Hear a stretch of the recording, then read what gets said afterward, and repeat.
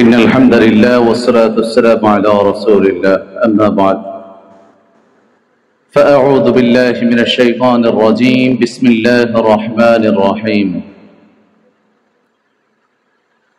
هل يستوي الذين يعلمون والذين لا يعلمون إنما يتذكر أولو الألباب وقال تعالى إنما يخشى الله من عباده العلماء صدق الله العظيم وصدق رسوله النبي الكريم ونحن على ذلك من الشاهدين والشاكرين والذاكرين والحمد لله رب العالمين وقال النبي صلى الله عليه وسلم خيركم من تعلم القرآن وعلمه وقال تعالى وقال النبي صلى الله عليه وسلم طلب العلم فريضة على كل مسلم أو كما قال عليه الصلاة والسلام আলহামদুলিল্লাহ মহান আল্লাহ পাক রব্বুল আলামিনের দরবারে লাখ কোটি শুকরিয়া যে মহান আল্লাহ পাক রব্বুল আলামিন আমাদের সকলকে তেঁতুলছড়া শামসুল উলুম খাদেমুল ইসলাম মাদ্রাসার উদ্যোগে গার্জিয়ান মিটিং এর উপস্থিত হওয়ার তৌফিক দান করেছেন, এই জন্য সকলে শুকরিয়া আদায় করি আলহামদুলিল্লাহ। বিশেষ করে বাচ্চাদের হাতে যাদের মোবাইল আছে মোবাইলটা নামিয়ে দাও, বাচ্চারা মোবাইলগুলো নামিয়ে দাও, এটা বাচ্চাদের জন্য বেমানান। ওস্তাদ বসে থাকা অবস্থায় এভাবে এটা বেমানান।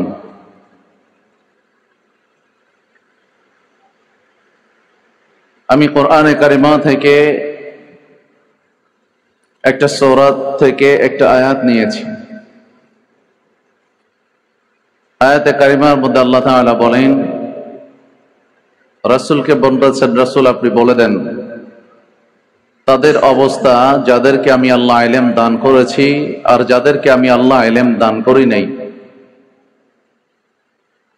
এই দুই শ্রেণী কখনো সমান হতে পারে না। যাদেরকে আল্লাহ ইলম দান করেছেন আর যাদেরকে ইলম দান করেন নাই তারা সমান নয়। আল্লাহ যেমন বলেছেন তেমন আমি আপনি চিন্তা করলেও সহজে বুঝতে পারবো, কথা ঠিক কিনা?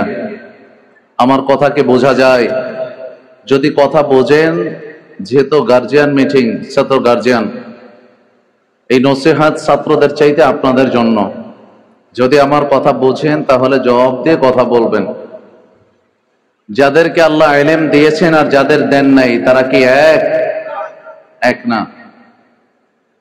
যদি এক হতো, আপনি আলেম হতে পারেন নাই, আপনার সন্তানকে আলেম বানাইতেছেন।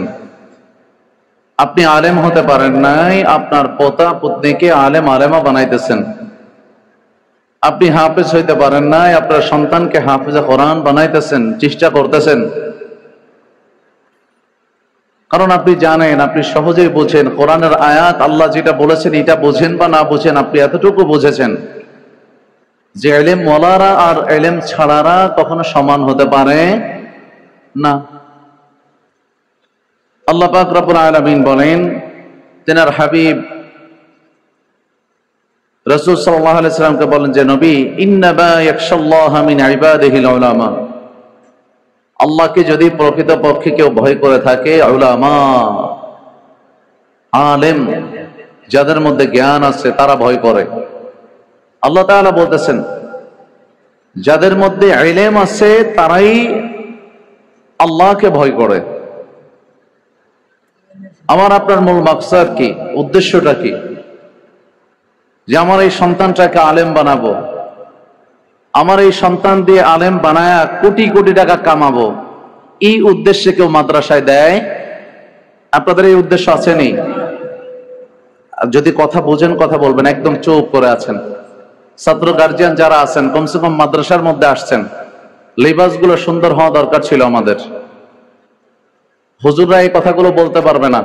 হুজুররা বলতে গেলে অনেক চিন্তা ভাবনা করবে, আহারে আমার ছাত্র গার্জিয়ান কষ্ট পাবে ইত্যাদি। কিন্তু বেশিরভাগ ম্যাক্সিমামই আপনারা আমার মুসল্লি, আমি আপনাদের ইমাম, আমার পিছনে নামাজ পড়েন, উক্তিও নামাজ পড়েন, জুমার নামাজ পড়েন, এটা আমি বলতে পারবো আমার জন্য সহজ। আমার জন্য সহজ। দরকার ছিল কমসে কম এই পরিবেশের সাথে খাপ খাওয়ানো, আপনাকে মিল রেখে কমসে কম পাঞ্জাবি না আছে কমসে কম একটা টুপি হলেও মাথায় দেওয়া দরকার ছিল। কথা ঠিক না? দরকার ছিল। যাক, আগামীতে কখনো এই পরিবেশে আসলে অবশ্যই কি করবেন? এই পরিবেশের আদব রক্ষা করবেন, বজায় রাখবেন ইনশাআল্লাহ। পারবেন না ভাই? আল্লাহ সকলকে তৌফিক দান করুক, আমিন। আল্লাহ রাসূল বলেন, খায়রুকুম মান তাআল্লামাল কুরআনা ওয়া আল্লামাহু। দুনিয়ার মধ্যে সবচেয়ে শ্রেষ্ঠ তারা যারা কোরআন শেখে এবং অপরকে শেখায়। সুবহানাল্লাহ বলেন। তাহলে আল্লাহ রাসূলের দৃষ্টিতে, আল্লাহর দৃষ্টিতে সবচেয়ে শ্রেষ্ঠ আমরা। এই শ্রেষ্ঠ হিসাবে আপনি আপনার সন্তানকে মাদ্রাসায় তুলে দিয়েছেন শ্রেষ্ঠ করার জন্য। আপনার সন্তান শ্রেষ্ঠত্বের কাতারে পড়ে গিয়েছে, আর আপনিও শ্রেষ্ঠত্বের কাতারে পড়েছেন, কারণ এই সন্তানের বাবা, এই সন্তানের মা আপনারা, এই সন্তানের মা বাবা আপনারা। আপনাদেরকে আল্লাহ অনেক সম্মান দিয়েছেন, অনেক ইজ্জত দিয়েছেন। দুনিয়ার মধ্যে প্রত্যেকটা নরনারীর জন্য ইলমে দ্বীন শিক্ষা করা ফরজ। আল্লাহ রাসূল বলেন। এখন অনেক সময় দেখবেন আমাদের মধ্যে অনেক মানুষ একটা কথা বলে, হুজুর আপনারা জেনে শুনে অন্যায় করতেছেন, আপনারা জাইনা শুনে অন্যায় করতেছেন, আপনাদের গুনাহটা বেশি হইব। আমরা আল্লাহরে কব যে আল্লাহ আমরা জানি নাই, তারপরেও গুনাহ করছি, আল্লাহ আমাকে মাফ করব। মোটামুটি মাসালা নিজেরা দেওয়া শিখে গেছে, নিজেরা দেই। আছে না এমন? আমি একটা কথা বলি আজকে, শুনুন। যারা না জেনে অপরাধ করেছে এদের শাস্তি ডবল হবে। কত হবে? ডবল হবে। এক নাম্বার, কেন? আপনি এলেম শিখেন নাই। এলেম শিখতে তো আপনাকে কেউ নিষেধ করে নাই, বরঞ্চ আল্লাহ আপনার জন্য ফরজ করেছিল। দুনিয়ার মধ্যে চলার জন্য কতটুকু এলেম থাকলে আপনি দিনের উপর বুঝে শুনে হালাল হারাম নির্ণয় করে চলতে পারেন, এই এলেমটুকু আপনার জন্য শেখা ফরজ ছিল, আপনি শিখেন নাই, এই জন্য প্রথম ধরা খাবেন আল্লাহর কাছে। ফরজ আপনি আদায় করেন না, এই জন্য আল্লাহর কাছে প্রথম ধরা খাবেন। দ্বিতীয়ত, আপনি গুনাহ করেছেন, এই জন্য দ্বিতীয় ধরা খাবেন।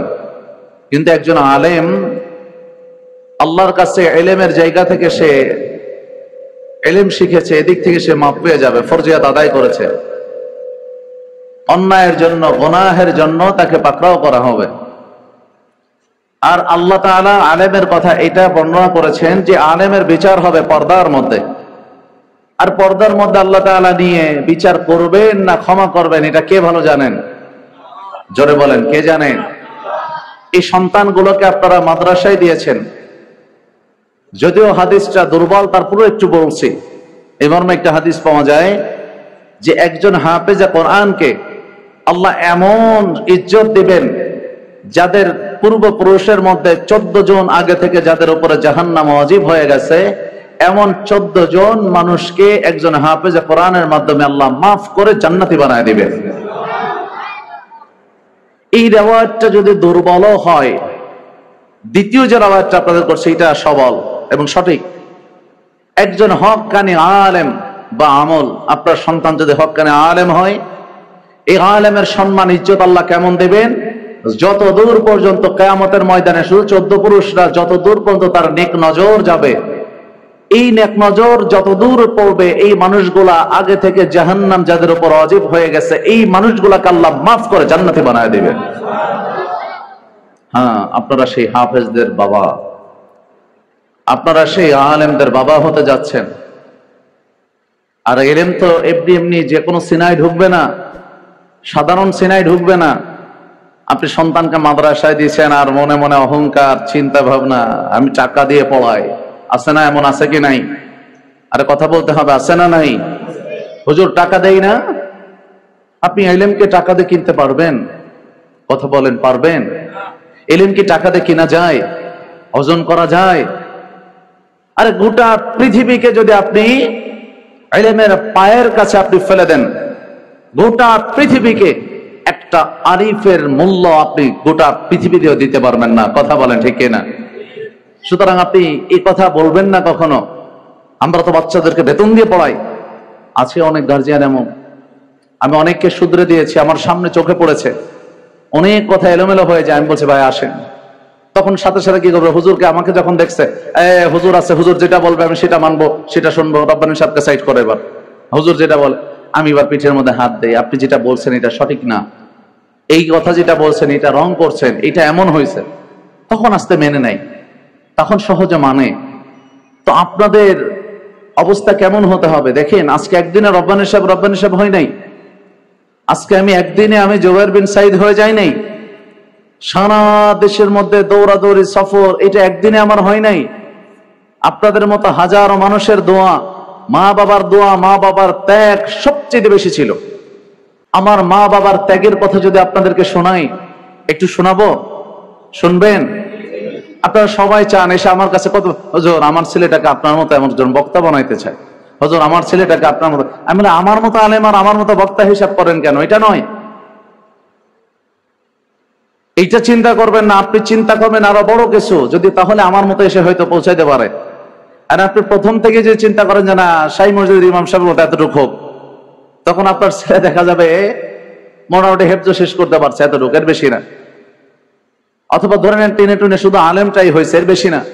আপনার চিন্তা থাকতে হবে আরো বড়। আপনি চিন্তা করবেন আল্লামা উলিপুরীর মতো একজন আলেম হোক আমার সন্তান। আপনার চিন্তা থাকবে না ইমাম আজমের মতো একজন যেন আলেম হয়, জামানার আলেম হয়, জামানার ইমাম হয়। এইভাবে চিন্তা করবেন আপনি, এইভাবে আল্লাহর কাছে দোয়া করবেন। মা বাবা আমরা সন্তানকে দিয়ে দিচ্ছি, আমরা নামাজের মধ্যে নাই, নামাজ পড়ি না। আপনার সন্তানের জন্য আমার কাছে ঝাড়তে নিয়ে আসে অনেকে, ওই ওয়াক্তের নামাজটাও পড়ে নাই, আমার কাছে সন্তান ঝাড়তে নিয়ে আসছে, হুজুর একটু ফু দিয়ে দেন। আমি চেহারার মধ্যে তাকাইছি, বলছে নামাজ পড়ছেন? ঈশার নামাজ? না হুজুর পড়ি নাই। আমি আপনি মিয়া ঈশার নামাজ পড়েন না, সন্তানকে ঝাড়াতে নিয়ে আসছেন, আমি ঝাড়লে কি কাজ হবে বলেন? আপনি নিজেই তো নামাজ পড়েন নাই। পৃথিবীর সমস্ত আলেমের চাইতে আলেমরা পুরা কোরআন খতম করে পানিতে ফু দিবে, এই পানিতে যে কাজ না হবে, আপনি মা বাবা মূর্খ হন, যা হন, এই সব করে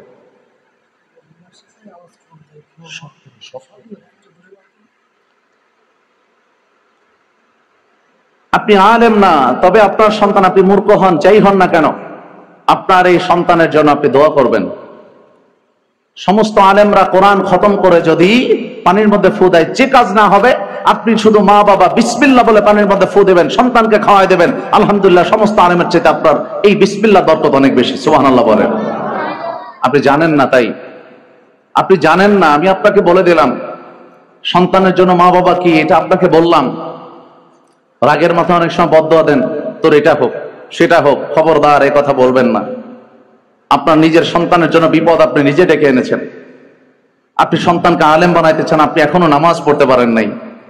আর যখন আপনি নামাজের সাথে সম্পৃক্ত রাখেন নাই, তখন ব্যাপারটা হয় কি, আপনার থেকেই উস্তাদের সাথে বেয়াদবি হয়ে যায়। আপনি উস্তাদ, কারণ প্রথমেই তো আপনি বেয়াদবি করে বসে আছেন আল্লাহর সাথে, আপনি নামাজ পড়ছেন না। এরপরে আপনার হচ্ছে কি, উস্তাদদের সাথে বেয়াদবি হয়ে যায়। সন্তান যেমনই হোক না কেন, পুরোপুরি সন্তানকে উস্তাদের কাছে সফর্দ করবেন। আমি অধিকাংশ জায়গায় মাহফিলের মধ্যে আমার উস্তাদরা বসে থাকলো, আমি বয়ানে একটা কথা বলি, আমাকে জন্ম দিয়েছে আমার মা বাবা, তাদের অবদান ভোলার মতো নয়, তবে জাতির সামনে আমাকে যোগ্য করে তুলেছে আমার উস্তাদেরা। কথা বলেন ঠিক কিনা? মা বাবা সন্তান জন্ম দিয়েছে, হ্যাঁ ঠিক আছে, তবে জাতির সামনে যোগ্য করে গড়ে তুলছে আমার উস্তাদরা।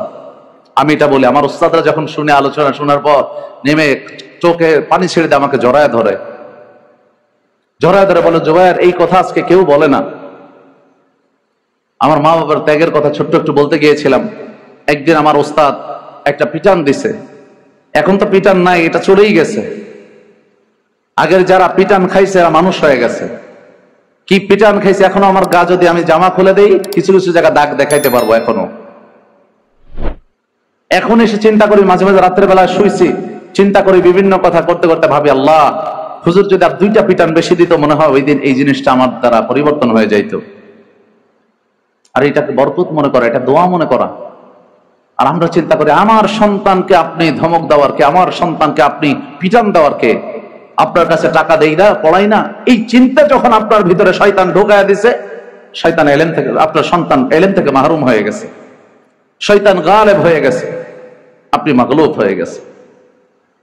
এই জন্য এই চিন্তা করা যাবে না। করবেন, এই চিন্তা আসবে, গার্জিয়ান যারা আছেন এই চিন্তা আসবে ভিতরে, এই চিন্তা আসবে। খবরদার ভাই, খবরদার। আমার উস্তাদ আমাকে একটা পিটন দিছে, কোনোভাবে মিস্টেক হয়ে লেগে গেছে, কানের এই জায়গা থেকে একটু রক্ত বের হয়েছে আমার। আমি তখন জামাতে মিজানে পড়ি। আমাকে কিছু ছাত্ররা আছে, বড় ছাত্ররা দুষ্টু প্রকৃতির আছে, এর অনেকেই আলেম হয় নাই, আমাকে পরামর্শ দিল, হাই হাই রক্ত বের হয়ে গেছে, কি হয়ে গেছে, তোর তো সর্বনাশ হয়ে গেছে। আমি তাহলে কি করবো? বাড়িতে চলে যা, তোর বাপরে লয়ে আয়। আমার বাবাও তো আলেম মানুষ। আমি গেছি বাবার কাছে, বাড়িতে একদম সন্তার আগ দিয়ে উঠে, সন্তা কেবল হয়েছে, মাগরিবের নামাজ পড়ে আব্বা ঢুকছে, মাদ্রাসার মধ্যে ছাত্রদেরকে পড়াচ্ছে, আমি উঠছি। আব্বা কই, তুই এই মুহূর্তে এখানে কেন? আমি বললাম, হুজুর আমাকে পিটাইছে, একটা বাড়ি দিছে, একটা, বেশি না। আমি, হুজুর আমাকে অপরিমাণ পিটাইছে, আমি এইভাবে বলছি, কান্দে রক্ত বের হয়ে গেছে, এখানে হালকা একটু চামড়া চলছে। আব্বা এটা টানতে দেখলেন, আব্বার অন্তরের মধ্যে ব্যথা লাগে নাই এমনটা না, লাগছে। সাথে সাথে কানের মধ্যে আরেকটা চড় দিছে। আমি একটা দৌড় দিয়ে মাদ্রাসা থেকে বের হয়ে গেলাম। বের হয়ে যায়, ওখান থেকে চিল্লাচ্ছে আর আব্বাকে বেশি কথা বলতেছে, বকাবকি করতেছে। আমি তোমাদের ছেলে না, আমি তোমাদের কিছু না, তোমরা মনে করবো আমি মরে গেছি, আমি নাই, এইভাবে বলতেছি। মা যখন শুনছে, মা কিন্তু শক্ত হয়ে গেছে। মা আব্বার কাছে শুধু শোনার পরে মা করলেন কি, বাসার মধ্যে থেকে ঘোষণা দিল, একটা দা নিয়ে বসছে, বলছে ঘরের মধ্যে ঢুকবে, এই দা দিয়ে 2 টুকরো করে ফেলবে। আমি তো পড়ছি আর এক মুসিবতে, প্রায় আপনার 25 কিলো পথ পাড়ি দিয়ে আসছি। এক ছাত্র ভাই করছে কি, সে আমার টাকাও দিয়ে দিছে। দেখছেন দুষ্টু ছাত্র কেমন থাকে, কিছু কিছু থাকে, এরা ফ্যামিলিগত ভাবে হয়। কিছু টাকা দিয়ে দিছে, ওই টাকাতে ভাড়া দিয়ে আমি বাড়ি চলে আসছি। তখন তো ভাড়া কম, 15 টাকার ভাড়া দিয়ে মোটামুটি প্রায় 15 টাকা আর ছিল 5 টাকা, 20 টাকা দিয়ে আমি 25 কিলো চলে আসছি, হয়ে গেছে। বাসের ভাড়া তারও ছাত্র দেখলে নেয় না, অনেক সময় চুপচাপ করে পিছনে বসে থাকে, আইসে চায়ও না, ওই টাকা দেবার মাঝে মাঝে বিস্কুটও খেয়ে ফেলি, এমনও ঘটে। আব্বা এই চটটা দিলেন, আমি আর ওনারা দুজনেই গরম হইলেন, প্রচুর গরম, রাগ করলেন। আমি রাতের বেলায়, তখন মনে আছে আপনাদের, এখন এই দিকে দেখা যায় না, পানির টাঙ্কি সিমেন্ট দিয়ে করা, এবং এটা কল চাপতে হয়, এখানে পানি যে জমা হয়, এই পানিটা আরেক জায়গা থেকে ফিল্টার হয়ে অন্য দিক থেকে বের হয়, বড় বড় ফিল্টার। তো ওই ফিল্টার, পুরনো একটা ফিল্টার আছে, ওখানে আমরা দিনের বেলা, আমার মনে আছে আমরা ওখানে পলাপলি খেলতাম। তো এই জায়গাটা আমার জন্য মনে আছে যে আমি ওইখানেই পলাইতে পারি, আম্মা আব্বার হাত থেকে যদি বাঁচতে হয় ওখানে পলাতে পারি। রাতের মধ্যে ওনারা তেমন খোঁজ নিলেন বলতে কি, ওনারা এক ছাত্রদের, আমি এক ছাত্ররে বলছি, আরো যারা ছাত্র আছে হুজুরের ছেলে, ওদেরকে আমি বলছি খবরদার বলবি না, কিন্তু ওরা তো আসলে বলছে। আর আব্বা আম্মা অতটা খোঁজ নেন নাই, কারণ ওরা কিছু সময় পর পর, আমি যখন ওর মধ্যে ঘুমিয়ে গেছি, ওরা কিছু সময় পর পর যে খোঁজ নিচ্ছে যে না ওর মধ্যে আছে, পরে শুনেছি এটা। মা বাবার দিল যে কাঁদে না তা না, ইনরা ওই দিনের ওই শাসন। সকালবেলা আমি বলতেছি আমি মাদ্রাসায় যাবো, আমার টাকা দিতে বলো, টাকা দিবে না। পরে আমাকে টাকা তো দিছে, অন্য এক ছাত্রের কাছে দিয়ে দিছে। মাদ্রাসায় গেছি, এদিকে আমার আব্বা করছেন কি, আমি যেই রুমে থাকি হুজুরে ফোন দিছে, ফোন দিয়ে আব্বা কান্না করছে, কান্না করে বলতেছে, হুজুর সন্তানকে তো দিয়েছি, এমনটা বলি না যে সন্তানকে আপনারা প্রহার করেন না, মেরেন না, তবে এমন না হোক যেন সন্তান যেন বিকলাঙ্গ না হয়ে যায়, হাত পা ভেঙে যায় বা কানটা বয়রা হয়ে যায়, এমন যেন না হয়। আব্বা এই কথা শুধু বললেন। আব্বা চাইলে ধমক দিয়ে কিছু বলতে পারতেন না, পারতেন কিনা? আব্বা এই কথা বলেন নাই, শুধু এতটুকু বললেন। আমার রুমের উস্তাদ কি করলেন, যে হুজুরকে যে বলেন যে ভাই এই জিনিসটা আপনি করলেন, এটা ছেলেটা বাড়িতে চলে গেল, আপনার তো একটু খোঁজ রাখা উচিত ছিল, আপনি কেন খোঁজ রাখলেন? আমার উস্তাদ যে এই হুজুরের সাথে। তো এই জন্য একটা বিষয় হলো, কখনো গার্জিয়ানরা বিচার হাতে তুলে নিতে যাবেন না, কখনো নিবেন না। মাথায় চলে আসছেন, এই হুমকি দিলেন, আমার সন্তানকে কেন মারলেন, কেন এটা হলো, ইত্যাদি। যখন আপনি এই কৈফিয়ত তলব করবেন, আপনার ছেলে ইলম থেকে মাহরুম হয়ে যাবে। ইলমেরা হরগিজ নায়াবি তানাদারি শশকসাল হিজ্জকুতা ফাহমে কামিল জুমে খাতির কুল্লাহাল খিদমতে উস্তাদ বায়াদ হাম সবক খানি মোদাম লফজরা তাহকিক খানি তাশবি মর্দে কামাল। ইলমকে ততদিন পর্যন্ত একটা ছাত্র পাবে না যতদিন পর্যন্ত 6টা গুণ তার মধ্যে না আসবে। ইলমেরা হরগিজ নায়াবি তানাদারি শশকসাল, 6টা গুণ আসতে হবে, না হলে ইলম পাবে না। হেরসে কোতা, 1 নাম্বার লোভ কমাইতে হবে। সন্তানকে কোনো ধরনের লোভ ঢোকাবেন না, সন্তানের মধ্যে মোবাইল দিবেন না। মোবাইল জিনিসটা এমন একটা বিষয়, এটা এমন একটা ভাইরাস যে সন্তানের হাতে ঢুকছে, বাড়িতে ঢুকছে, একদিনের জন্য 2 দিনের জন্য সন্তান বাড়িতে গেছে, আপনি মোবাইলটা তার হাতে দিয়ে দিচ্ছেন, এরপর মোবাইল আসক্ত হয়ে আস্তে আস্তে পড়াশোনা গেছে, সব শেষ। আপনার ছেলে হেফজ পড়তেছে, তার হাতে আপনি যে সন্তান আপনি মায়া মোহাব্বত অন্য জায়গা হবে, এখন আপনি সন্তানের জন্য কঠোর হন, আল্লাহর কসম করে বলছি এই সন্তান আগামীর জন্য ইনশাআল্লাহ আপনি মনে মনে যেটা চান বড় আকারে ভাবেন, কমসে কম আমার মতো হলেও হবে ইনশাআল্লাহ, হবে ইনশাআল্লাহ হবে। কিন্তু আপনি মায়া করবেন না, প্রত্যেকটা বিষয় মায়া হতে পারে না। সন্তানের হাতে ফোন দিচ্ছেন, নষ্ট করে ফেলতেছেন, এই সন্তান শেষ হয়ে যাবে। হুজুর একটু ভিডিও দেখে, এটা আপনার কাছে একটু খুব স্বাভাবিক। একদিন যখন অ্যাবসেন্ট করে একটা বাচ্চার উপর কি পরিমাণ প্রভাব পড়ে আপনি জানেন? আমি রাতের বেলা ইশার পরে আমার মসজিদে কোরআন পড়াই, জানেন না আপনারা? শুনেছেন না? কোরআন পড়ানো শুরু করছি, 9 জনকে আলহামদুলিল্লাহ কোরআন শেখাইছি, 9 জনকে আলহামদুলিল্লাহ বলেন।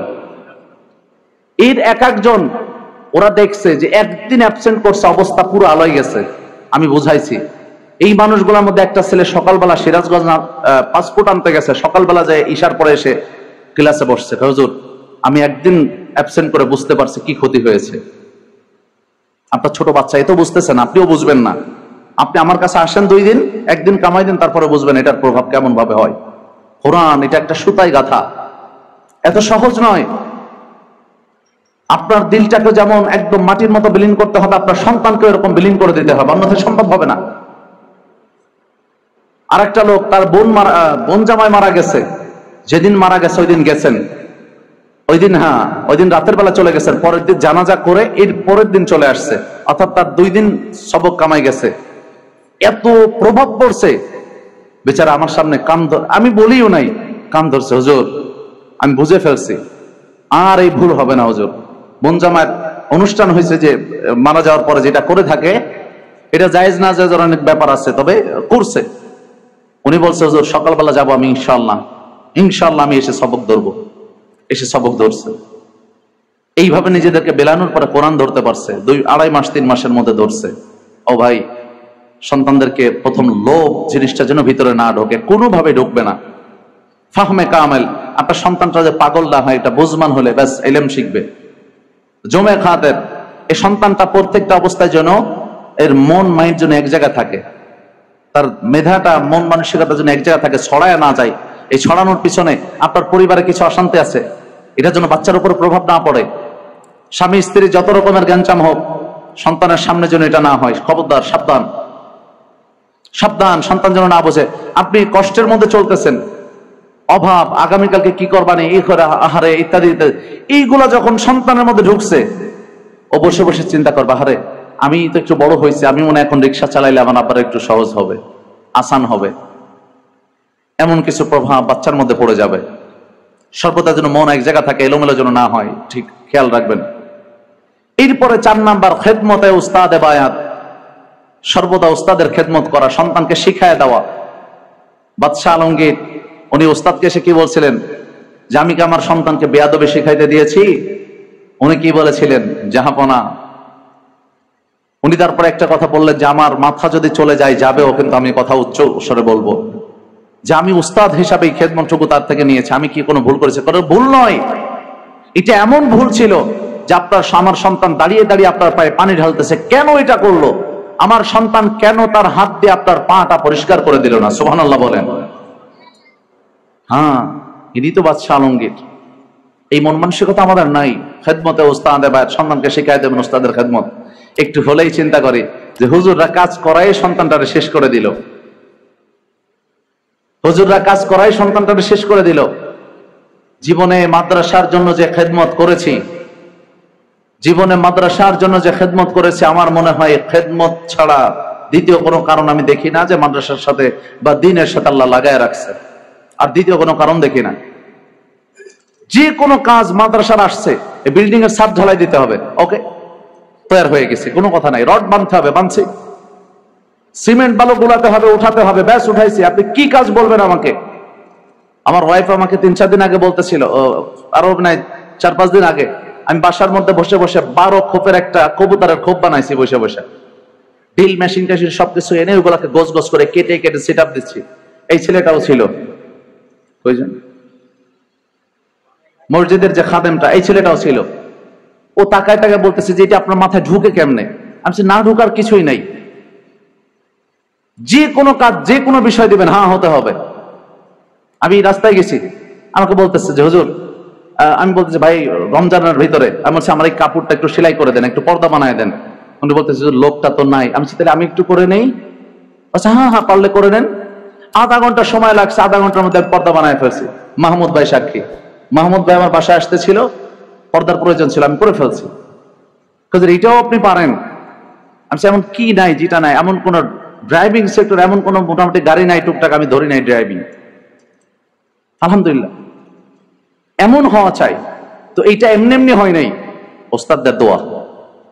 এরপরে আসলাম কি খেদমত ওস্তাদে বায়ধান সবক খানি মদান, সর্বদা বাচ্চাকে পড়ার ব্যাপারে উৎসাহ দেওয়া, নিয়মিত যেন পড়তে থাকা, সবকটাকে প্রতিদিনেরটা প্রতিদিন পড়বে। লফজরা তাহকিক গণিত আর সবই মারদে কামাল।